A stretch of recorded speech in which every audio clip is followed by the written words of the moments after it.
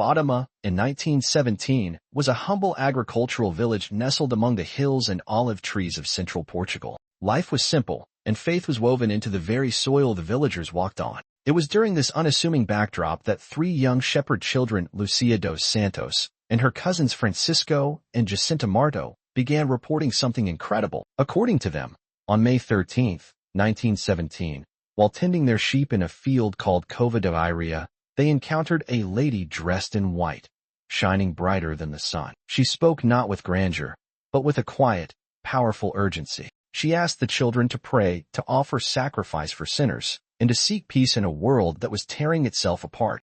To understand the full weight of the message, one must understand the world around it. Europe was engulfed in the horrors of World War I. Millions were dying, families were being torn apart, and in Portugal, a different war raged, a cultural battle against religion. The government, newly secular and hostile to the Catholic Church, closed monasteries, persecuted clergy, and discouraged public expressions of faith. So when the children of Fatima began claiming divine visions, many were quick to mock or condemn. They were interrogated by authorities, threatened with imprisonment, even warned of being boiled alive in oil, yet their accounts never wavered. The lady, they insisted, had promised a great miracle, one that would prove her presence, one that all would see. Word spread quickly. By the time the promised day arrived, tens of thousands had traveled to Fatima. Witnesses came from across Portugal, some walking for days through mud and storm. That morning, the skies were gray and heavy with rain. The ground had turned to thick, sucking mud. Still, the people waited, soaked,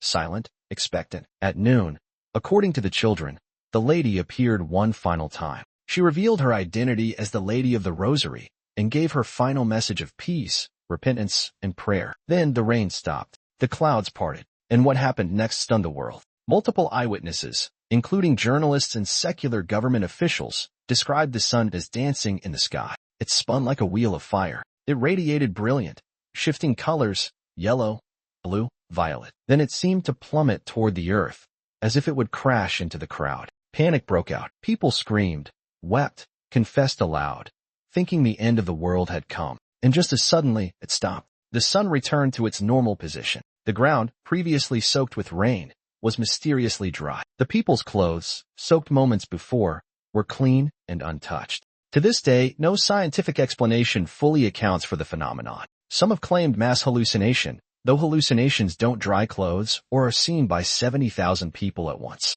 Others suggest atmospheric optics, like sun dogs or solar refraction, but such events aren't typically seen across wide areas or reported by trained observers in such detail. Most curiously, astronomers recorded no solar anomalies that day. The sun itself did not move, and yet, something was seen, something real enough to make hardened skeptics fall to their knees. Today, Fatima is a place of pilgrimage. Millions travel there every year, drawn by mystery, by devotion, and by the echo of that miraculous day. Lucia became a nun and lived into her 90s. Francisco and Jacinta died young, both victims of the Spanish flu, and were later canonized as saints. Their message and the lady's warnings have never been forgotten. The miracle of the sun was more than a vision. It was a call for repentance, for peace, for hope in a world that often forgets its soul.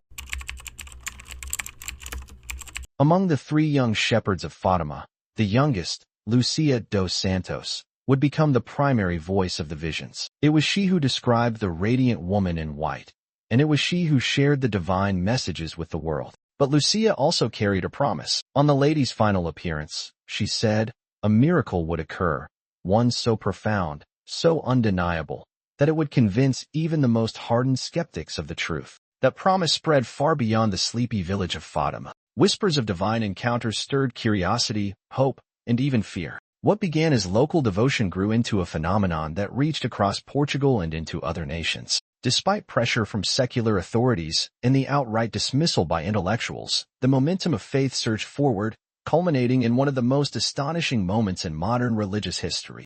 It was a gray, wet morning. Cold rain had soaked the earth, turning the ground into thick, clinging mud. Yet over 70,000 people braved the weather and filled the Cova de Iria, the same pasture where the apparitions first began. They came from all walks of life, devoted pilgrims, skeptical scientists, curious journalists, and indifferent bystanders, all drawn by one thing, the promise of a miracle. As noon approached, the rain persisted. Umbrellas dotted the field. Children shivered. Prayers murmured across the crowd like wind through tall grass. Then, silence. Lucia stepped forward. With calm authority, the girl asked the massive crowd to be silent and pray. And just as the final words of the rosary faded into the damp air, something happened. The rain ceased. The thick clouds above began to break apart, revealing the sun. But this was no ordinary sun. Those present described it as a silver disk, strangely dull, yet intensely bright. It spun rapidly on its axis, casting waves of multicolored light across the crowd, the landscape, the sky itself. Reds, blues, purples danced across faces and soaked into the hills. Gasps echoed through the field. The sun seemed to move, sway, dance across the sky. It zigzagged in ways no celestial body should. At one point, it plunged downward, as if falling toward the earth itself. Panic erupted. People fell to their knees, begging forgiveness. Others wept openly, confessing sins aloud. Many believed they were witnessing the end of the world. And just as quickly as it began, it ended. The sun returned to its rightful place in the sky. The colors faded. The earth stood still. And then came another mystery. The ground, which had been soaked only moments earlier, was now dry. So were the people's clothes. No one could explain how the muddy fields had turned firm beneath their feet. Even the skeptics, the reporters and officials who had come to disprove the children's story, left in silence. Many later wrote that they had seen something they could not explain. The miracle of the sun remains one of the most well-documented and witnessed supernatural events of the 20th century. Descriptions from journalists, professors, farmers, and children all carry the same themes: light, movement, awe, and fear. Though no natural explanation has ever fully accounted for what occurred that day, the spiritual significance has never dimmed. For those who believe, it was heaven touching earth. For those who doubt, it remains a mystery, one that still defies the laws of science and logic. But for everyone who stood in that field on October 13, 1917, something happened. Something undeniable. Something unforgettable. Perhaps the greatest miracle is that so many hearts were changed, not by proof, but by presence. As the sun began its inexplicable dance in the sky, a collective alarm rippled through the crowd. Men and women, caught in the moment of awe and fear, began shouting and calling out in prayer. Some fell to the ground, faces pressed to the damp earth, offering their pleas for salvation. Others wept, certain that they were witnessing the world's final moments. The emotions on that field were as intense as the spectacle above. There was no mistaking the collective sensation that something extraordinary was unfolding. The sky itself seemed to be in motion, urging the world below to pay attention. For the journalists present, many of whom had arrived with skepticism, determined to debunk what they saw as an overblown legend, their perspectives began to shift. As one reporter on the scene noted, the celestial spectacle witnessed by so many defies any human explanation. In that moment, what had once been dismissed as mere superstition became something far more tangible, even scientific. And, notably, the newspapers that had once ridiculed the children's claims now found themselves grappling with the sheer force of what had just transpired. The skeptics could not ignore the magnitude of what they had seen. The sun,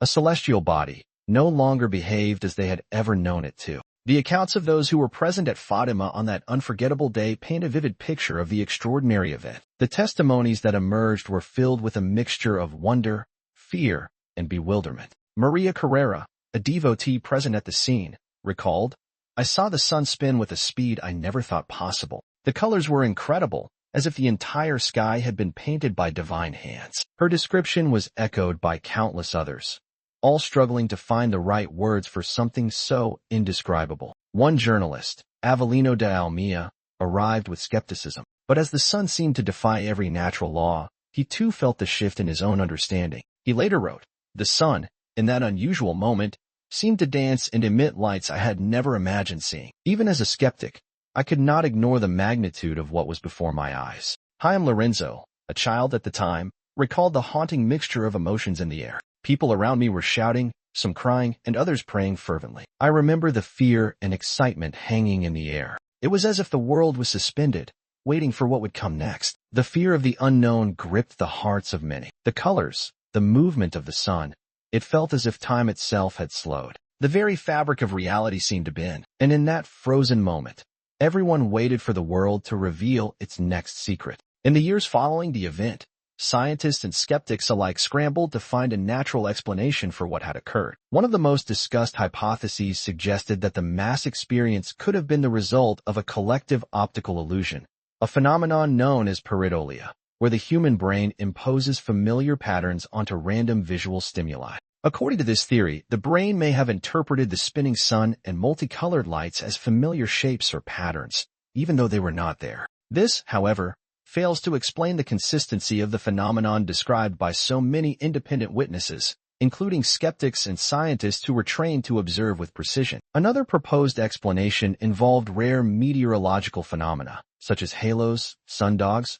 or optical distortions caused by the atmosphere. Yet these explanations fell short when faced with the intensity of the reports from those who witnessed the event. What remains undeniable, however, is the impact it had on those who were there. For some, it was a moment of grace, a divine sign of peace and hope. For others, it was a test of faith, one that would forever shape their understanding of the world and the heavens. The miracle of the sun continues to defy rational explanation. It remains an enduring mystery, not just for scientists, but for anyone who witnessed it and still feels its effect today. And perhaps, that is the true miracle, not in the movement of the sun, but in the shift it sparked in the hearts of humanity. What happened on that autumn day in 1917 is something we may never fully understand, but it remains a symbol of hope, a reminder that there are forces beyond our comprehension, and that faith sometimes transcends the boundaries of logic. Scientists have long searched for a natural explanation for what occurred in Fatima on October 13, 1917. Some propose that atmospheric conditions, like the presence of ice crystals in the upper atmosphere or sunlight reflecting off low clouds, could have created optical illusions, such as sun halos, solar pillars, or light dispersion. Under rare and specific conditions, these effects can appear dazzling, even unearthly. But there's a problem. Such phenomena, experts admit, do not typically last long, nor do they display the dynamic motion, the spinning, plunging, and vibrant color shifts, described in near unison by tens of thousands of witnesses that day. Another theory comes from the realm of psychology. Experts point out that in emotionally charged situations, the power of expectation and group psychology can create a phenomenon known as mass suggestion, a state where large groups of people unconsciously influence one another's perceptions. In Fatima, thousands had gathered, many with strong faith, waiting anxiously for a promised miracle. Could the combination of intense anticipation, spiritual fervor, and group emotion have caused people to interpret a normal atmospheric event as something divine?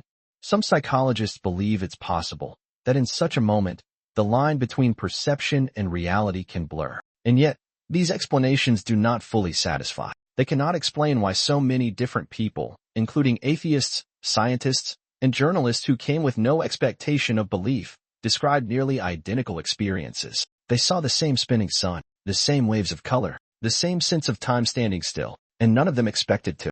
The famed psychologist Carl Jung, a scholar of the collective unconscious, once wrote that events which defy reason may also defy the very structure of consciousness itself. He suggested that certain experiences may transcend the limits of material explanation, touching something deeper, hidden within the human psyche and spirit. Perhaps what happened at Fatima was not simply a vision in the sky, but a moment when something beyond the physical pierced into our world. In the end, no scientific or skeptical theory has yet been able to definitively explain the miracle of the sun. What happened that day in Fatima remains an open question, a puzzle suspended between faith and reason, heaven and earth. To believers, it is a sign of divine intervention, a call to prayer, hope, and peace. To skeptics, it is a challenge, one that pushes the boundaries of what we accept as explainable. And for all of us, it is a reminder that we do not, and may never, fully understand the mysteries of our universe or ourselves. The miracle of the sun continues to inspire and provoke over a century later. It stands not just as a spectacle of the skies,